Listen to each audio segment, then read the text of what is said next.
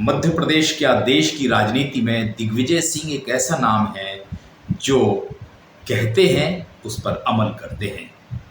उन्होंने कभी कहा था कि वे एक दशक तक राजनीति नहीं करेंगे, तो राजनीति नहीं की, चुनाव नहीं लड़ा।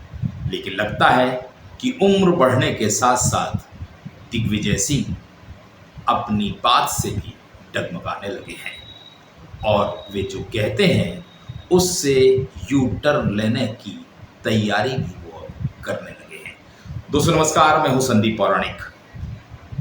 दिग्विजय सिंह ने वर्ष 2003 के विधानसभा चुनाव में कांग्रेस को मिली हार के बाद ऐलान कर दिया था कि वे 10 साल तक चुनाव नहीं लड़ेंगे। 2013 तक वे अपनी बात पर अडिग रहे।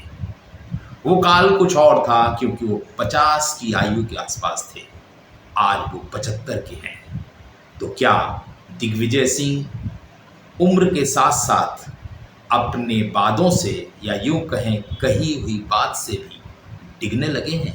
क्योंकि अब तक तो ये माना जाता था कि दिग्विजय सिंह जो कहते हैं उस पर अडिग रहते हैं। कुछ घटनाक्रम ऐसे हैं जो ये गवाही दे रहे हैं कि दिग्विजय सिंह अब अपनी बातों पर उतने अडिग नहीं रहते जितने हुआ करते थे। दिग्विजय सिंह ने पहले ऐलान किया था कि वे राजनीतिक मंच पर नहीं बैठेंगे। ग्वालियर का मामला हो या जबलपुर की सभा हो, दिग्विजय सिंह को खूब मनाया गया।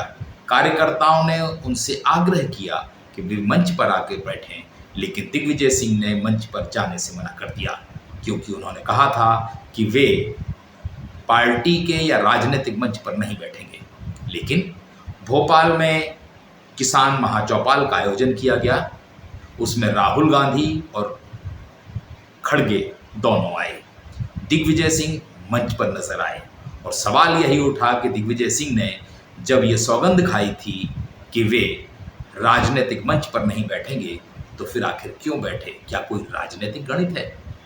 उसके बाद एक और बात आई। उन्होंने कहा कि वे तीसरे टर्म में राज्यसभा नहीं जाना चाहते, राज्यसभा का भी चुनाव नहीं लड़ेंगे, या यूं कहें कि जो आने वाले समय में उनकी सीट रिक्त हो रही है वे अगली बार चुनाव नहीं लड़ेंगे। लेकिन फिर एक उनका बयान आया कि पार्टी जैसा आदेश निर्देश देगी वे करेंगे। और दिग्विजय सिंह की राहुल गांधी से संसद परिसर में मुलाकात हुई, दोनों के बीच बातचीत हुई। कहा यह जा रहा है कि दिग्विजय सिंह ने राहुल गांधी से चर्चा करते हुए एसआईआर का जो मामला है, या यूं कहें जो विशेष गहन पुनरीक्षण है मतदाता सूची का, उसको लेकर चर्चा की।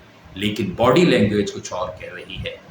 बॉडी लैंग्वेज या तो समझाइश देती नजर आ रही है या फिर कहीं ना कहीं अपनी सफाई देते हुए, क्योंकि जिस तरह का वार्तालाप है वो दूर से, तो दिग्विजय सिंह और राहुल गांधी जाने की आखिर बातचीत क्या हुई, लेकिन जो बातचीत हो रही है और जो फुटेज सामने आए हैं वो कुछ और कहानी कह रहे हैं। सवाल एक ही उठ रहा है, क्या दिग्विजय सिंह अपने किए गए वादों पर या अपनी कही गई बात पर अब अडिग नहीं रहते, या फिर उन्हें लगता है कि राजनीति में उन्हें सक्रिय रहना चाहिए?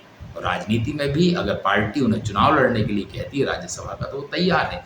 ये बात उन्होंने खुद कही है। यानी राज्य की राजनीति और राष्ट्रीय राजनीति में दिग्विजय सिंह अपनी उपस्थिति बनाए रखना चाहते हैं। एक तरफ वो ऐसे बयान देते हैं जिससे चर्चाओं में रहते हैं, और फिर जो सौगंध खाते हैं उससे इतर चले जाते हैं तो फिर चर्चाओं में रहते हैं। यानी कि दिग्विजय सिंह सुर्खियों में रहना जानते हैं और वे ऐसा कर भी रहे हैं। दोस्तों आज के लिए इतना ही। नमस्कार।